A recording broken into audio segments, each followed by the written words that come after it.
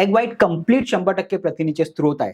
त्यानंतर मासे आणि नंतर तिसऱ्या क्रमांकावरती चिकन ब्रेस्ट, ज्यामध्ये एग व्हाईटचे तुलनेत 80% प्रथिने असतात.